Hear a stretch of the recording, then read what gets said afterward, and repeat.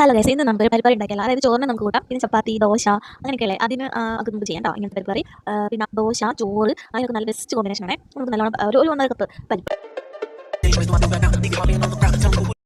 ഇനി നമുക്ക് വലിയൊരു സവാള വേണം. ആ സവാള തൊലിയൊക്കെ കളഞ്ഞ് വൃത്തിയാക്കി കഴുകിയെടുക്കാം. ഇനി നമുക്ക് ആ സവാള ചെറുതാക്കി അരിഞ്ഞെടുക്കാം.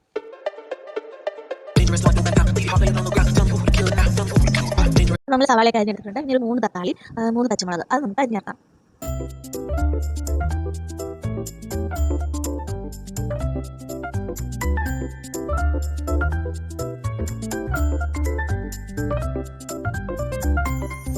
ഇതെല്ലാം നമ്മൾ കുക്കറിലേക്ക് ഇട്ട് കൊടുത്തിട്ടുണ്ട്. ഈ ആവശ്യത്തിനുള്ള, അതായത് 2 കപ്പ് വെള്ളം ഒഴിച്ച് ആവശ്യത്തിന് ഉപ്പും ചേർത്തിട്ട് നമുക്കൊന്ന് വേവിച്ചെടുക്കാം. ഇനി നമുക്ക് വേണ്ടത് കുറച്ച് ചെറിയ ഉള്ളി വേണം. ഏകദേശം ഒരു 8 7 ഒക്കെ വരുന്ന ചെറിയ ഉള്ളി വേണം. പിന്നെ അതിലേക്ക് ചെറിയ ജീരകം അത് 1/4 ടീസ്പൂൺ. പിന്നെ ഒരു 4-5 കഷ്ണം വെളുത്തുള്ളി വേണം. 2 പച്ചമുളക് വേണം. അപ്പോൾ വെളുത്തുള്ളിയും പച്ചമുളകും ചെറിയ ഉള്ളിയും ചെറിയ ജീരകവും കൂടെ നമുക്ക് മിക്സിയിലൊന്ന് ചതച്ചിട്ട് തരാം.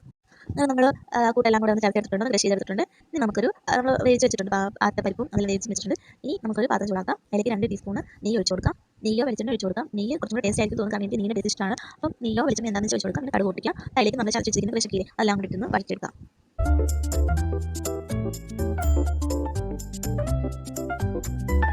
നമ്മൾ നെയ്യ് ഒഴിച്ച് കടുക് പൊട്ടിച്ചല്ലോ, അപ്പോൾ അതിൻ്റെ കൂടെ തന്നെ 2 വറ്റൽമുളകും കൂടെ നുറുക്കി ഇട്ട് ഒന്ന് പൊട്ടിച്ചെടുക്കണമായിരുന്നു. ഞാനത് മറന്നുപോയി, അപ്പോൾ ഷൂട്ട് ചെയ്യാൻ പറ്റിയില്ല. അപ്പോൾ ഞാൻ രണ്ടാമത് വീണ്ടും അത് വഴറ്റിയെല്ലാം കൂടെ ഒന്ന് മാറ്റി വെച്ചിട്ട് സൈഡിലേക്ക് നെയ്യ് വീണ്ടും ഒഴിച്ചിട്ട് ആ മുളകും കൂടി ഇട്ട് കൊടുത്തു. പിന്നെ എല്ലാം കൂടെ ഒന്നിട്ട് ഒന്നും കൂടെ ഒന്ന് വഴറ്റിയെടുക്കും, നല്ലതുപോലെ ഒന്ന് വഴറ്റിയെടുക്കാം.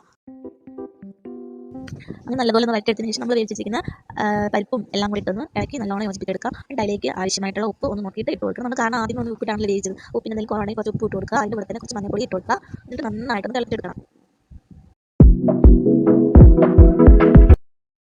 കൂടെ തന്നെ നമുക്ക് 2 മല്ലിയില തണ്ടും കൂടെ ഒന്ന് അരിഞ്ഞിട്ട് കൊടുക്കാം. മല്ലിയില ഇടുമ്പോൾ നല്ല ടേസ്റ്റ് ആയിരിക്കും. നല്ല ഇഷ്ടമുള്ളവർക്ക് ഇട്ട് കൊടുക്കാം, ഇഷ്ടമില്ലാത്തവർക്ക് ചേർത്തില്ലെങ്കിലും കുഴപ്പമൊന്നുമില്ല, നല്ല ടേസ്റ്റ് തന്നെയായിരിക്കും. അപ്പോൾ ഇന്നത്തെ ബ്രേക്ക്ഫാസ്റ്റ് നമുക്ക് ചപ്പാത്തിയായിരുന്നു. ചപ്പാത്തിക്ക് വേണ്ടി ഉണ്ടാക്കി കറിയായിരുന്നു. അപ്പോൾ നിങ്ങൾ കൂടെ ഒന്ന് ഷെയർ ചെയ്യാമെന്ന് വിചാരിച്ചു. അപ്പോൾ ചപ്പാത്തി പരിപ്പ് കറി നല്ല കോമ്പിനേഷനാണ്. നമുക്ക് ദോശയുടെ കൂടത്തിലും ഇതുപോലെ പരത്തി ചൂടുന്ന അപ്പത്തിൻ്റെ കൂട്ടത്തിൽ നമുക്ക് കഴിക്കാൻ നല്ല ടേസ്റ്റ് ആയിരിക്കും. എല്ലാവരും ട്രൈ ചെയ്ത് നോക്കുക.